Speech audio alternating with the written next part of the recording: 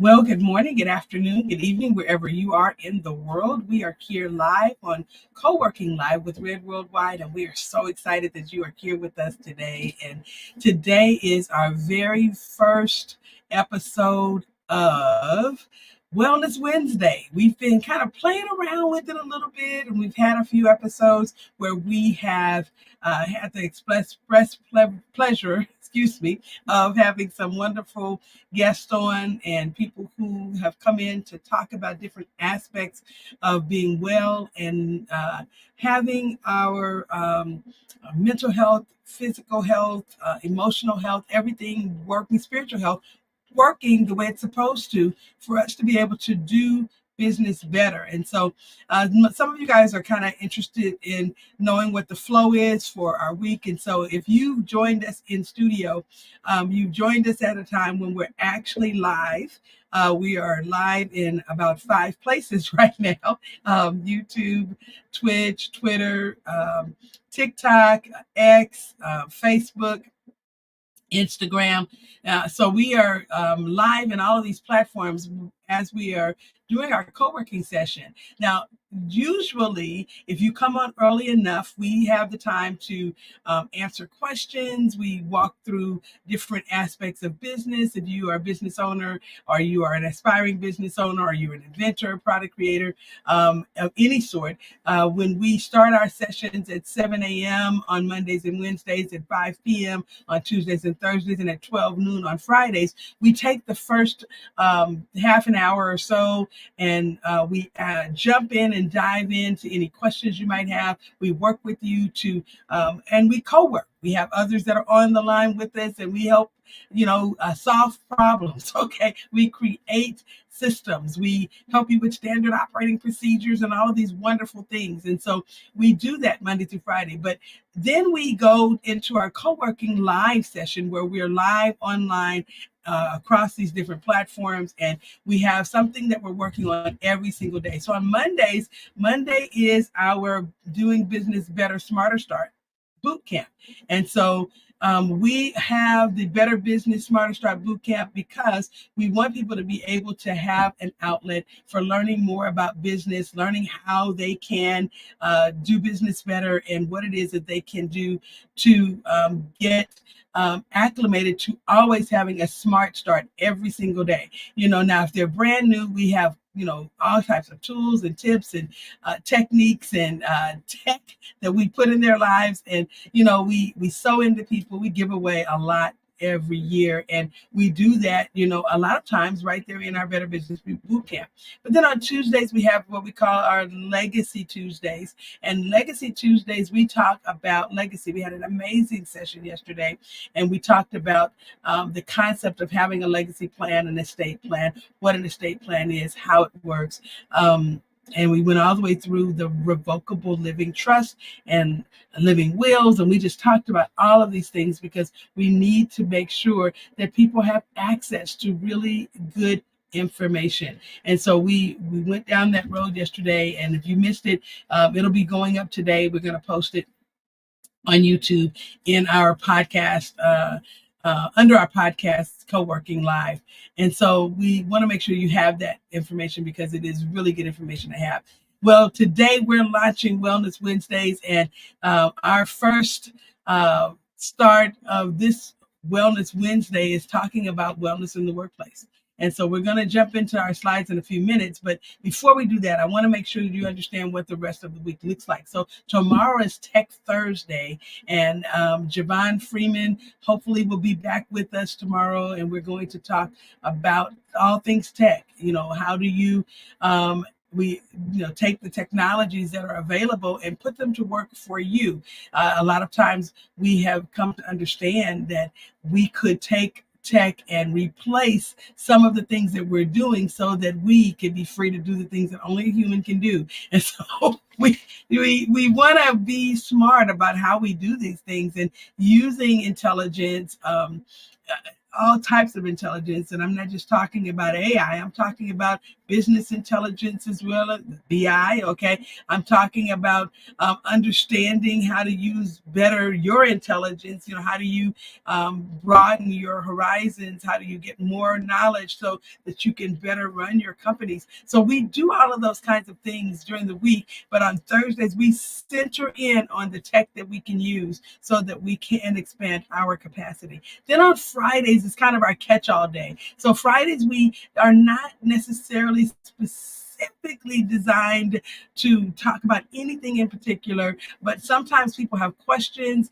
or they'll shoot me something, hey, can you do an episode on this? And so we do that on Fridays. So we have, several times where we have dived in for nonprofits on Fridays, even though we have our first Thursday sessions where we have our nonprofit mastery class. Sometimes people have other things that they want to talk about that we haven't, necessarily approached or may not be appropriate to approach in class. And so we'll do a whole episode around some of those options and ideas. And we have had other times where clients have come and or people in our community have said, hey, can we do a session where you're showing us how to do stuff? And so we've had times on Fridays where we've done hands-on. So I want you to be able to make sure that you join us in studio. If you like, you can go to redworldwide.org, and then there is a place right there on the website where it tells you the times that we're live and how you can join live and participate in the in-studio stuff. So you can, when we're doing these hands-on activities or some of these other times when we actually ask for people to comment, you want to be a part of that, you want to weigh in, you can weigh in live, okay? Because when you come to our sessions, we are, we answer questions, we raise hands and answer the hands and all of those wonderful things in the studio. And so you have the opportunity to share. But with that said, we're going to jump into our wellness in the workplace presentation today. And I hope that if you have questions, that you make those questions known. This particular episode is really designed to help people understand how we can promote a culture of wellness in our companies. And it's important for you to promote the culture. It's not enough for you to bring someone in once a year and do an 8-hour, session, okay, or have someone come in and do the professional development one-on-one if you're not going to have a culture of wellness. And so we want to really dig deep today in what it means to have a culture of wellness and not just have a bunch of activities, because people really can tell when you're genuine, when you're authentically all in, when you're saying, hey, I really want everyone to be well, and you're doing the things in the company to make that happen. We can tell. Okay. So just saying, I've been an employee just like I have been an employer. And I do understand that people need to be able to trust you when you tell them that this is a safe place to work. And so we want to make sure you understand that. And we don't want to leave out the people that are working from home, which is the reason why I don't have a background in my space today, because I want you guys to kind of see my space. Okay. My space is very comfortable, and it's one in which I created to serve me while I'm serving others. And so I have a lot of things. You'll see, my teapots over here, teapot and coffee pot over here on the right. And I've got, my oils, essential oils going in the background. And I make it what I need to have it to be, so that as I am doing the work, sometimes long hours, if it's a big project, I have the ability to, have the calmness, the everything available to me. Some of the people who have been to my office or been on screen in other parts of the office, that I've got a refrigerator up here, and a place for me to actually make lunch and breakfast, so that I don't have to leave the building or the house, okay, to go to where I may need to have some sustenance. And it's important for you to stop and have a break, stop and eat. Those things are all important. So we're going to kind of go over some, some key things, some best practices. But I'm just saying, as you're thinking about, if you're working from home, if you're a solopreneur, and you don't necessarily have some of the things that, other people might have if they're in a larger space, then create the space. I've had an office and a closet, so do not play, okay? I'm just telling you, I have done it where we had a very small space. We were living in, a community at the time, and my husband and and I had a walk-in closet that was available, so it became my office. Okay, just telling you, And some people have seen me or were in my life when I had that going on, and they saw it, and they were like, "Oh my God, that's so beautiful!" And it's like it's a closet, but okay, So just telling you. So let's go next slide. I want to give a shout out to CJ Shotlow, who is our engineer today. He is helping us with all things streaming, and we are so excited for Lux Vision Studios and what they do every day to assist us in our podcast. And I tell you, we've really had an upgrade. We're excited about it. We're going to another level, though, and so we want, to make sure that people know how we're doing it and who is responsible for helping us to make these changes. And so Lux Vision Studios is the absolute most wonderful choice for us. They're also taking us into the metaverse, and so we'll be co-working live in the metaverse real soon. We'll tell you about it when it comes. So today our agenda is to really, I've kind of done our introduction per se, talk about wellness in the workplace and defining what wellness is: physical, mental, emotional well-being. The benefits of workplace wellness programs, and how when you implement work wellness initiatives, you need some policies and you need to have, a specific program that's designed for that. But then you need some leadership roles in the, in wellness. How do you need to set examples? How will you encourage people to participate in the programs that you set up? You have to create a culture of wellness, communication, education, and engagement. Those are really, really important. And then you got to be able to measure wellness program success. How do we know it's working? Okay, because sometimes we don't, know it's working until we start to measure to see some different areas where we will be able to tell that this is working for us, is working for the people who we work with. How do you promote mental health? What is it that you need to do, and the importance of it, first of all, but then what are the resources, and how do you remove stigma that surrounds mental health? What do you do about physical wellness? Fitness changes, or challenges, nutrition programs, the ergonomics of the, your space, or if you're online, the ergonomics of what it is that you're doing online. How do you balance work and wellness? Your flexible scheduling and remote work options, how do you make those things available to your team? We had some employee well-being issues during the pandemic, and we need to talk about those because that created a whole issue that is still stemming, today. And so we want to see what we need to do, for remote wellness strategies, because some people are still working from home. And what are the virtual support networks that people can take advantage of? And then, of course, lastly, what are our key takeaways? So let's go to our next slide. So let's talk about, why is wellness important? Why is it important for us to have a plan or a program, in our, companies? Well, wellness in the workplace is crucial, for fostering a positive work environment, enhancing employee and employer satisfaction, and improving overall productivity. I have to explain this to you because I know that you might know it, but me bringing it forward in this way, I think exposes this overarching issue of the fact that the more we work, the more out of balance things become a lot of times, especially if our companies are becoming more and more successful. We find that people are coming to work, they're working longer hours. Sometimes they're working outside of the time that they're being paid. And they may also be putting in, less time at the gym, less time. They're taking less time with themselves and with their family. And so when we're talking about workplace wellness, we're really encompassing physical, mental, and emotional well-being of the employee or the contractor, or for that matter, even the employer. Because some of us, like I said, we're solo entrepreneurs.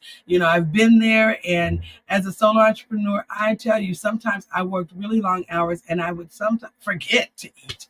I would just not even think about that. I had gone the whole day without even having some nuts or some berries, something. Okay. And so I want to just kind of help us stop the madness and really get down to something that really makes sense for making sure that we have the longevity, we live out our purpose in the earth realm, that we're able to really sustain the work that we're doing. So employee health, and this goes for contractors as well. Prioritizing employee health, prioritizing the health of the team. Health, it leads to reduced healthcare costs, fewer sick days, increased engagement. Now, I know that kind of sounds like, okay, an employer thinking like an employer. Okay, if I do this, then it'll make sure that my people are always here, and that I'm not having to have them spend so much money on healthcare. And yeah, there's that side of it. But I really want you to understand that this really has more to do with people being healthier. Because we promote in our company people over profits. We are always talking about that. And because we promote people over profits, people over process, people over planning, people over programs, we are all things are the working human capital. We want to make sure that the people, are happy, that they are, not just happy, but they are fulfilled in what they do. And if we, know that they're working outside of the realm of their normal occupation, then we want to sow into them, to make sure that if they're going to get back into that realm of doing what it is that they normally would be doing in the workplace, that we're sowing into them to make that happen.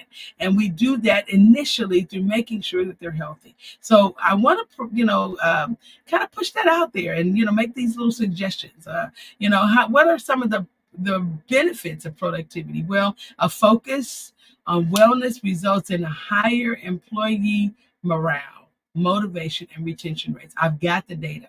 I'm telling you that when you are able to focus more on people being well and infusing your team with the necessary things that they have to make sure that they're able to get along in life at a very high level, then it results in a more efficient and innovative workplace and workforce. And so you got to make sure that you're doing that because it's important. Let's go to the next slide. So let's define wellness. Physical well-being. It involves maintaining a healthy lifestyle through regular exercise, proper nutrition, adequate rest. Okay, let's say that again. Regular exercise, proper nutrition, and adequate rest. That's the beginning, the very beginning. It contributes to overall energy, vitality, and disease prevention and longevity. I mean, it gives you the ability to live life to the fullest when you are physically well. And so sometimes people might say, well, you know what, I'm overweight, or I have this issue or that issue. Okay, I am saying that you can be working on those issues and be physically well. And moving in that direction, okay, shows that you have a focus on your physical well-being. And so sometimes I'll get up, and we don't have the luxury just yet of being able to go to the gym. But what I will tell you is that we, have had times where, oh, thank you, Crystal. Adequate rest is what we forget to often, and, we to get often and prioritize last. And this is really true. Thank you for that. She's in the studio, guys, and that's why I said the benefit of being in the studio is that you can weigh in. Okay. But I think that we don't really think about how are we going to last out our purpose, for what it is that we've been designed to do. Some of us have a very key role that we play in the earth right now with the commercial activities that we might be doing. We might have some, spiritual components of things that we're doing, and people depend on us. And when we are not well, then they do not get exactly what it is that, we've been designed to give them at the level we've been designed to give it to them. So we've got to stop and do the things to make sure that we have physical well-being. And then mental well-being. Mental wellness is really huge. There is a big focus right now in the workplace on mental health, and that's because somebody is recognizing finally that your cognitive health, emotional stability, and psychological resilience is important. And so we have got to make sure that we stop. And as a human being, I have got to say, okay, this is enough. I need a health day. I need a mental health day. I need to be able to, take a moment and breathe and recognize who I am and, what it is that I've been designed here to do, and properly manage and mitigate stress, and be mindful of the things that I do. Some of you guys know that I created an app called Mind Aptory, and it's not available in the App Store, but I will give you all, priority to be able to check it out, because it's a PWA, so you can actually go straight there on the website and from your phone, and then you can download it to the phone and use it. But there are breathing exercise in it. There are some exercises that, there's some instructions for exercises you can do at your desk. There's wonderful information about how to get a good night's sleep. Okay, all of these wonderful things are there to help you with your mental and emotional well-being. And so, and a little bit with the physical well-being as well. But you got to be able to be mindful about it. How do you, prioritize your mental health just like you're prioritizing your physical health? Right. Oh, Crystal Morgan is saying again, our purpose cannot be fulfilled if we're not well in all the categories being discussed. Thank you, Crystal. I just love Coach Crystal. She's amazing. Okay, so your emotional well-being is important as well. It emphasizes your self-awareness, empathy, healthy relationships, balance. That is so, so important. And, being able to have this supportive environment. Like I said, I removed the filter so you can see my supportive environment. This environment supports me well during the day. I have water available in lots of vessels over there so that I can just grab and go, because sometimes I can't just get up and move around as quickly. And so I have to be able to fill my water vessels early in the morning so that they're available to me. I've got my tea going. Okay. And so these things help me to be able to, stay well during the day and to keep my focus. I've got dates over there to give me, that quick, energy when I need it, and I've got some other, blueberries, blackberries, raspberries. I put these things in the refrigerator close to me so that, on my break, I can take a handful, of those things to help my body be well. Let's go to the next slide. So the benefits of workplace wellness programs. Now we're going to really turn the corner, because I want you to be thinking about this, even if you're a small shop. Okay, because if you're a small shop, you may not be a small shop for long. And so it's very, very, very important when you have a small shop that you understand that small shops are designed to become. Okay, and so you have to plan out your workplace wellness, as we talked about, this is Wellness Wednesday, but, we want to make sure that we are planning out programs that are going to, continue. These are what we call our legacy programs for our company. And if you're going to be promoting, productivity and well-being in your company, you got to start by putting something formal in place. So to enhance employee morale, we have to put together a program that will boost that morale by showing the people who are working with us, the team, whether it's a set of contractors or whether it's, your family members, whoever it is, you've got to be able to show them that their health and well-being are valued.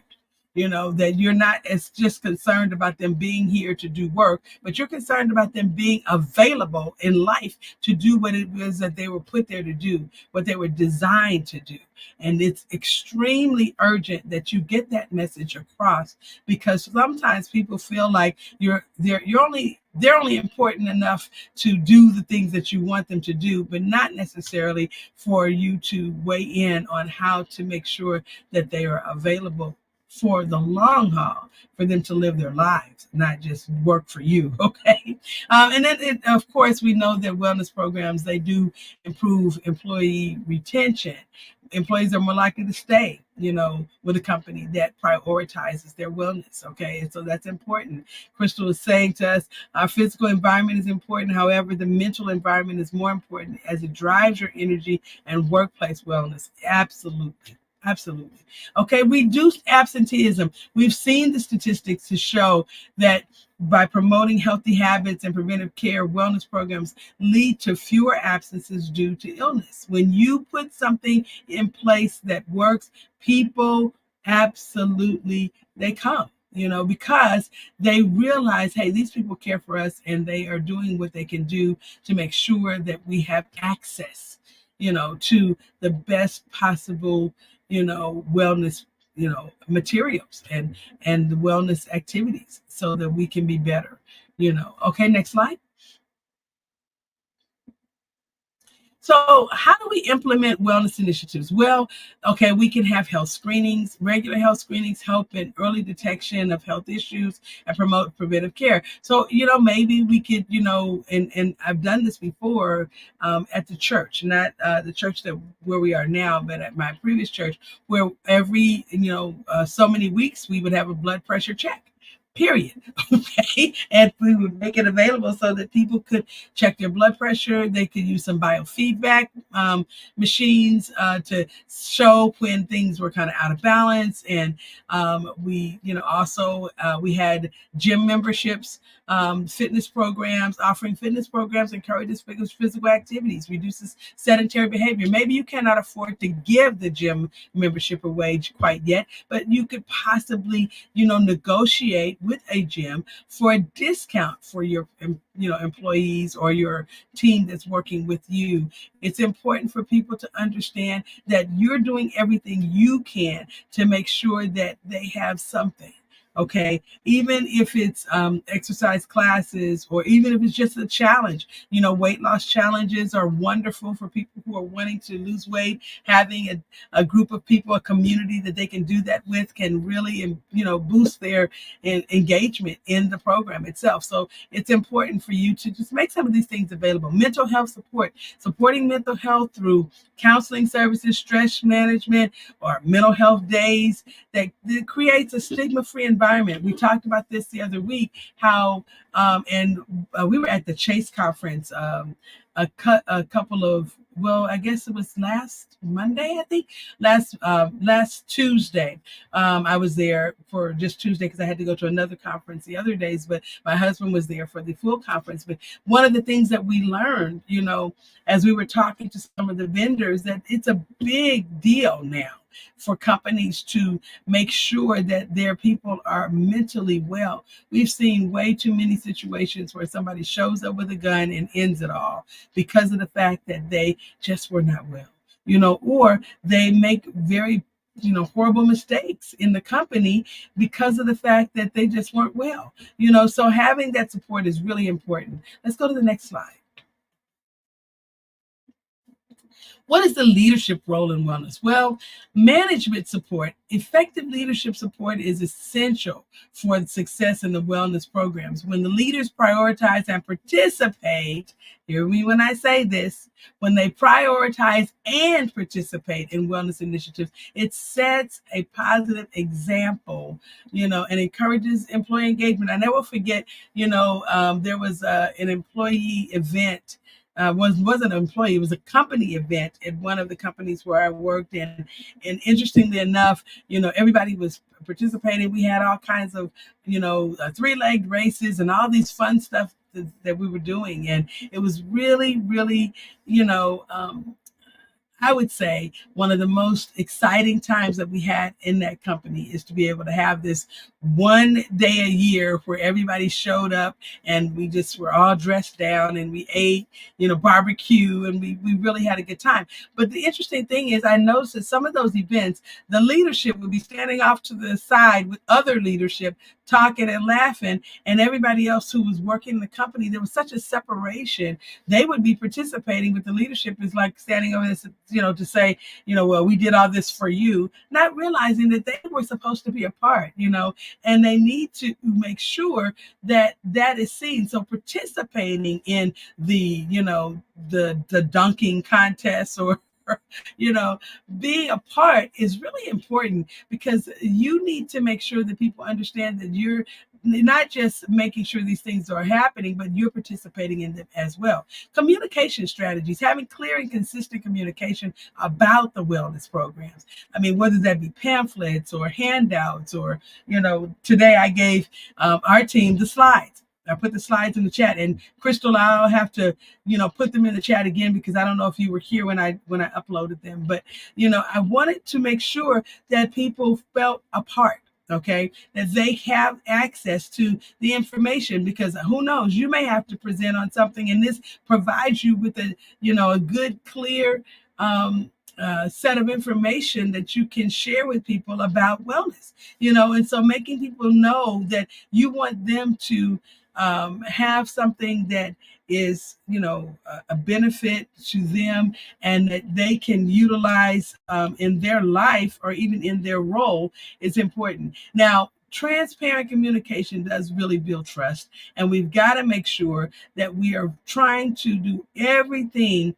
to make people know that we're genuine and authentic about this particular process. When we're talking about workplace wellness, we are really wanting you to be, well, and we need to show that through everything that we do. So that open communication is going to be important. Then leading by example, like I said, one of the most powerful things that I've ever seen happen is when a corporate exec, or someone who is in the a higher level in a company, can, demonstrate, be vulnerable, to say, hey, I'm working on this particular thing, and this is the progress I've made so far. I'd love to see somebody come alongside of me, so that we can do this together. Those kinds of things are very, very important, and it reinforces the importance, to the people who you're working with, your team, that well-being is a priority in the company. Kevin says in the chat, through Red memberships, one can participate in Red Business Exchange for discounted gym memberships. Exactly. We do have that as a part of our membership. Thank you, Kevin, for, bringing that out. Okay. All right. Next slide. So when we create a culture of wellness, what are we really doing? Well, we can have these committees, okay? And the committees, being put together by people in a company, that, where this fits, because in some companies, the company may be too large to really have, per se, a wellness committee, and that's usually done by HR. But in some of the smaller companies, or companies that may have a different type of structure, having a wellness committee could still be a thing. Okay. And for our company, we sometimes we brainstorm and we think about what else we can add. In our business exchange, we have so many different things that are there for people to, really take advantage of. And I just want to give a shout out to Kevin Janeway, because Kevin is our person. He is our customer success manager, who makes sure that we provide these types of opportunities for not just the people who are working together in Red, but also for the people who are part of our membership. And he makes sure that people know, okay, that these things are available to them, that they have that. And, so when you have maybe a dedicated person or a group of people as a committee to establish some initiatives to help people feel well, it really is a wonderful way of making sure that your culture of wellness is sticky, that it is It's going to be there, and it's going throughout the entire team and the entire company.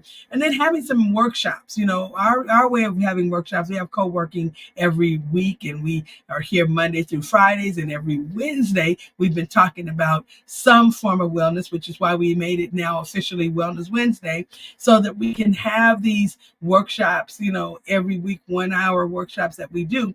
But in your company, maybe you can do some sort of a training workshop, for 2 or 3 hours, and bring in someone and to promote healthy habits, and to talk about these wellness topics. Or maybe you can do it on a Saturday, where you allow people to elect to come. They don't have to be there, but they can come if they desire to. And then getting feedback from people to make sure that it's something that is working for them. Having some focus groups to get their ideas about ways that it can be improved. These feedback loops help continuous improvement in the areas of wellness. When you have a program, and you want to know that your program is relevant, that it's remaining relevant with the people with whom you have on your team. Next slide, please. So how do we measure? How do we know it's working? Well, you conduct these different types of questionnaires or surveys, which will regularly help you, get the feedback that you need. Yes, you can ask for people to put things in a suggestion box, but for the most part, you need to be able to get some valuable insights. And the way that you do that is by having some credible metrics. Okay, so having these employee surveys or doing polls, those are really, really important, and it can give you information that you wouldn't otherwise get.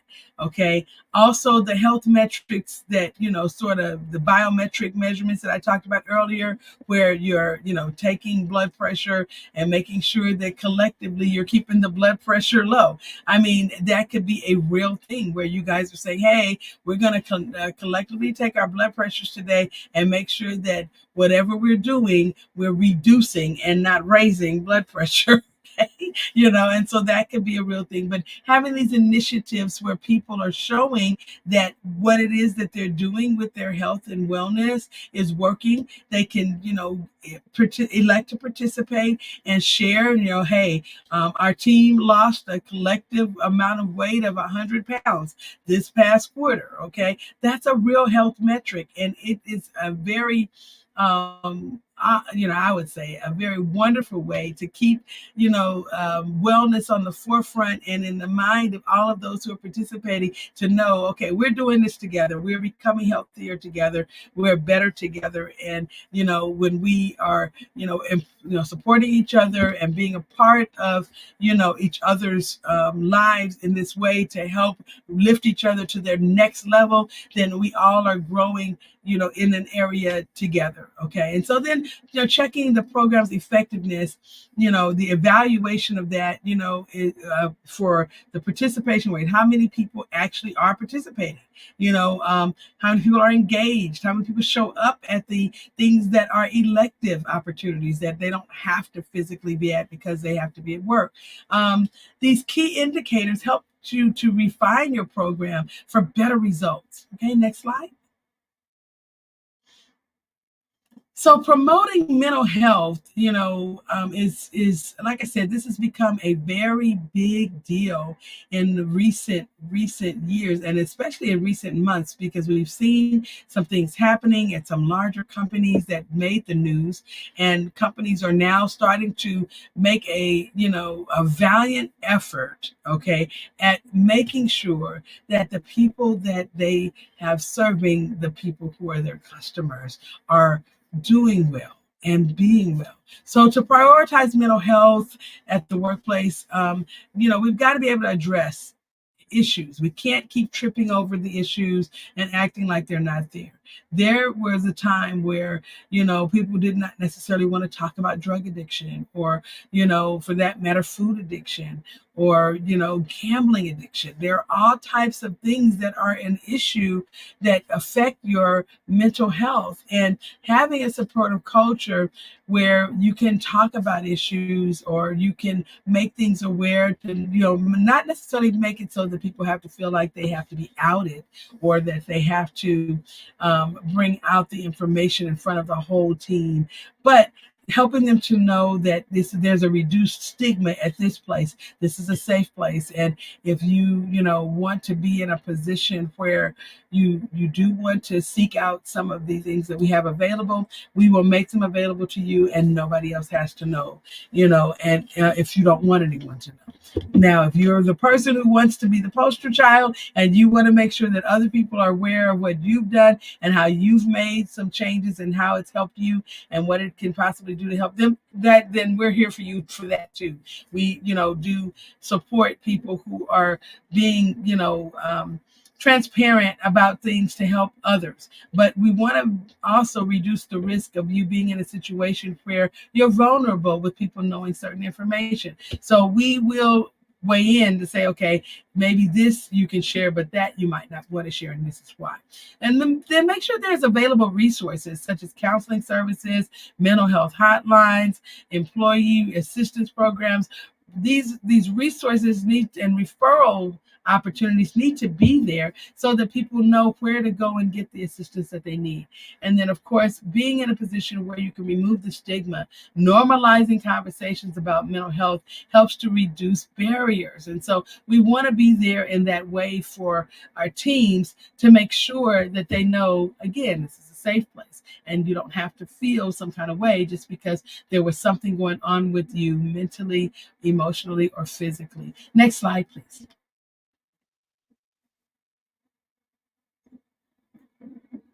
Next slide. So physical wellness. Okay. Fitness challenges we kind of talked about, and nutrition programs, ergonomics. I think we need to really just deep dive just a little bit better. When we are able to have challenges, they encourage healthy competition and create supportive environments for people achieving fitness goals. And so by doing these things, and making it available to all who would love to participate, it does, encourage people to, become more fit. The nutrition programs are amazing. I remember we used to have a Wellness Wednesday program at another, I would say, well, it was a job where I was employed actually, and we made smoothies.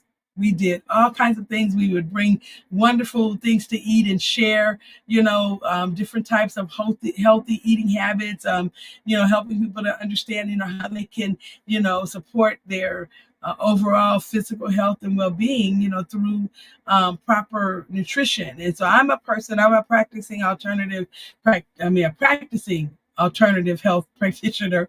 And in that way, what I do is I provide food as medicine. I help my clients in the areas of looking at nutrition and food and how we can utilize it to make sure that we're staying well. Well, some of those skills I kind of push forward. When people ask for, what can you do, I jump out there in that area because I really believe that it's important for people to know what they can do, to boost their cognitive abilities through nutrition. How can they promote productivity and wellness? And so it's important for us to be looking at that. Then ergonomics. How do we design workspaces that are able to improve your comfort, reduce the risk of musculoskeletal issues? When you're sitting in a chair that's not comfortable or the chair needs to be replaced, it could really, disengage you. It can also make you very, very sick. Unfortunately, our spines don't operate the way they're supposed to when we're not sitting in something that's ergonomically appropriate. And so we want to make sure that we have a safe and healthy environment. And if we need to replace the chairs, then replace the chairs. Do the things necessary to keep the people safe and to help them understand that we are contributing to your wellness by making sure you have the best possible environment. Next slide, please. So how do we balance? How do we balance work and wellness? Well, flexible scheduling, really, really important. When you offer people the ability for them to have a flexible schedule, it helps to make sure that they are in a position where they can be completely and totally taken care of. Remote work options, giving them the opportunity to work from home, even if it's only a couple days a week.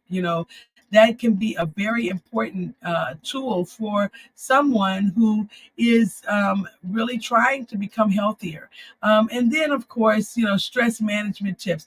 Providing your team with stress management strategies is going to be extremely important because it helps them to make sure that they're keeping themselves mentally and physically well. The CDC, a while ago, had on their website, the fact that there literally is just one thing that is the culprit for a lot of lifestyle diseases, and that is stress. And so stress helps to, exacerbate cancer, lupus, leukemia. I mean, there was a huge list of these diseases that stress helps to make worse, okay, if not brings on. So we want to make sure that we can do what we can do to help. It's a silent killer, and I do agree, Crystal. People don't understand. It can cause some tremendous issues, and it can make other issues way more worse than what they were. Let's go to the next slide.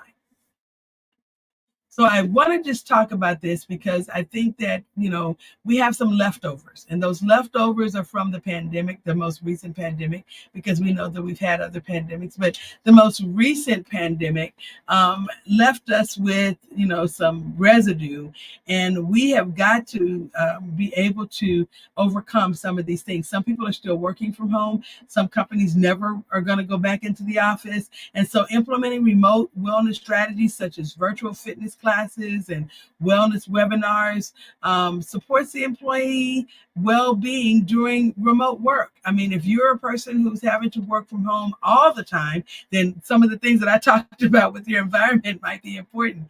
But if you're working from home even 2 days a week, sometimes that will promote a very unhealthy culture because you're home and you're thinking differently than you would be when you're in the office. You will sometimes sit and work all day without thinking about the fact that I haven't stood at all today. And so I've got myself on a stand schedule on my watch, okay, where it tells me, okay, it's time to stand, because I will start working with people online and I will sit here and work client after client without thinking about the fact that I hadn't stood up for the last 2.5 hours. And so you got to be making sure that you're taking bio breaks, drinking the water you need to, move around, and set the reminders to do so if you're not disciplined to do so. Okay. And then the virtual support networks, creating networks and online communities really does foster social connection, and it helps you to get the emotional and support that you may need when you're working remotely.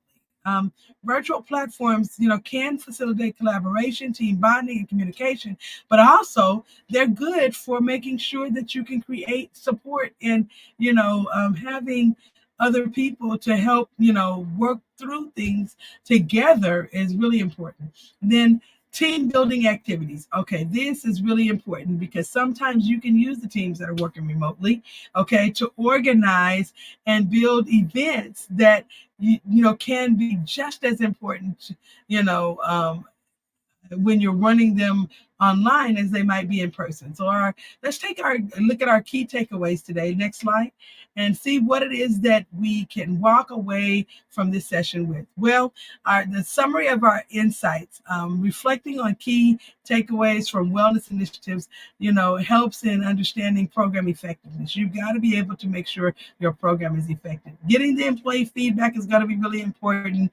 And it's going to also help you to get some, know what you can do to enhance the program. When you are able to summarize these insights, and you can inform your future wellness goals, your wellness strategies, and you can make improvements, continuous improvements, having, the concept of a culture of continuous improvement is really, really important because it allows your company to adapt, evolve, and optimize what you're your program over time.